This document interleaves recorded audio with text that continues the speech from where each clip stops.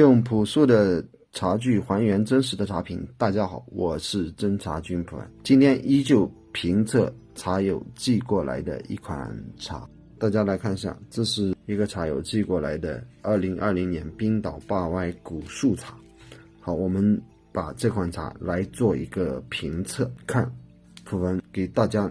能分析到什么问题上。这个茶看样子啊，依然是一个饼茶。好，我们把它倒到钵里面。好，这个条形，这个饼型刚好是碗口，这个条形粗壮程度跟上一期冰岛老寨的明显出现不一样的条形啊，这个条形才是真正的蒙古大叶种的一个条形。大家来看一下，它的壮实度相对来说会比较好，但是这个茶还是依旧有同样的问题，红叶红感会比较多。待会儿我们冲泡之后，大家可以来看一下，这个红叶红感可能不一定是杀青的时候造成，有可能是晒制的时候造成。那这个香气啊，它有股蜜香。从它的条形来看，揉茶是手工做的，因为它的扁平形状相对来说会比较多，而且这个茶芽度说明它有闷的现象会比较足一点。然后这个是茶条偏绿的话，这种是因为萎凋时间比较长，含水率本身就相对来说比较低，然后造成这种略是黄片不是黄片的像这个采摘，这个马蹄在就是编织的，长的采摘下来它就基本上会有马蹄。好，我们简单的讲解之后，我们来冲泡一下开汤，看一下。我们全部把它投到9.5克全部把它投到180毫升的盖碗。大家这样看可能这个茶条一看就比较清晰，红色会比较多一点，这肯定是有闷或者晒制的时候雨天，这种情况会比较严重，杀青的时候或者有闷草，就这几个条件。那么我们开汤的部分，我们主要来评测什么呢？它到底是不是古树，到底是不是坝歪的古树。好，我们来开汤，依旧饼茶的开汤，普文建议大家时间第一泡开汤拉长一点。好，大家看一下这个汤色，普文出汤时间大概是15秒钟左右大家发现没有，这个原料的纯净度要更高。像上一个视频老寨的茶，它浑圈，它的纯净度不是很高，拼配的几率就很高。大家看茶汤的纯度就能知道它是否拼配，越纯净越干净的茶拼配的程度越低，如果浑浊的，普文可以告诉大家基本上就是拼配的。这是一个非常重要的知识点，大家谨记谨记谨记，重要的事情说3遍。我们来闻一下这个热汤香，糖香，但是这个茶的储存没有冰岛老寨那一款较好。我们来冲泡喝的第一泡，这个茶它有个杂味，应该是压饼之前造成的，不是后期储存造成的，因为它比较深，或者这个茶在压饼之前有反潮现象，但是不是特别严重。这个茶的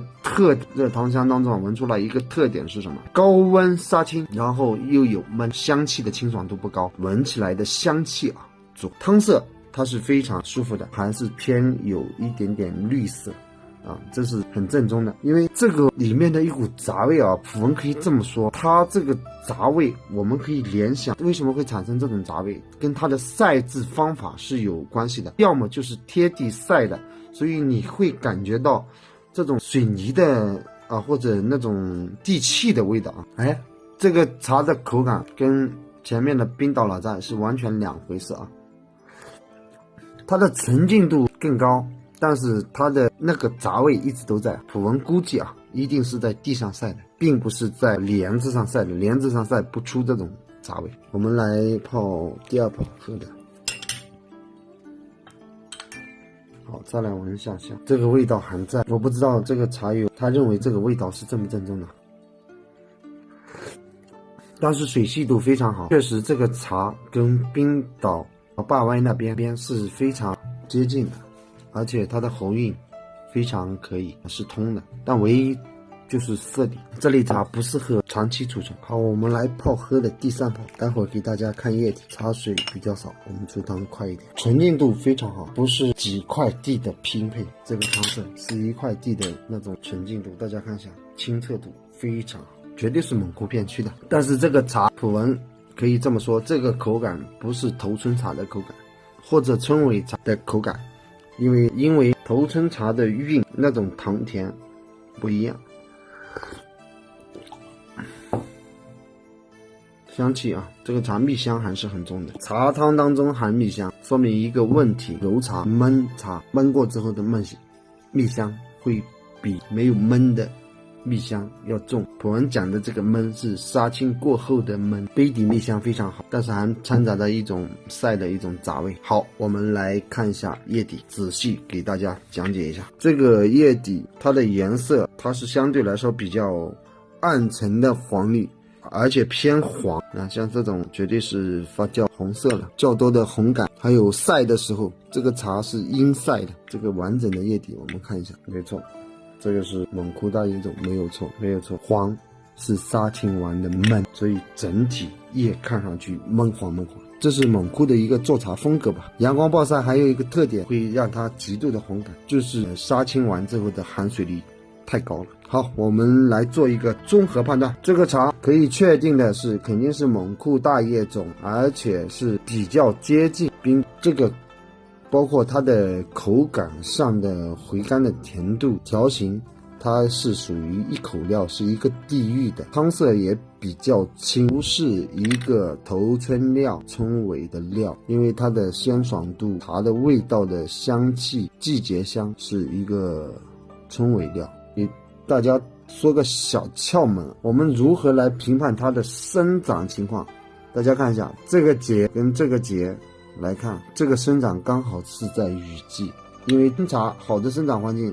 像这个节不会超过这个节的2倍，雨季的时候这个节它会快速的拉长，所以这个节会超过这个节的2倍，这是一个非常重要的知识点哦。看到这里的茶友一定要收藏，日后对你评判茶来说是非常重要的。好，这个茶杀青为什么过老呢？我们来给大家做一个试验。这个茶饮业之后是非常老，所以它完全杀熟又带闷，就出现了这种情况。本期关于这款茶友寄来的冰岛诺武给大家分析到这里。茶真不真看卖茶人的良心，茶好不好看喝茶人的水平。谢谢大家一直对普文的支持，普文一定会为大家带来真实的茶评、真实的原产地、真实的讲解。好，我们下一期节目见。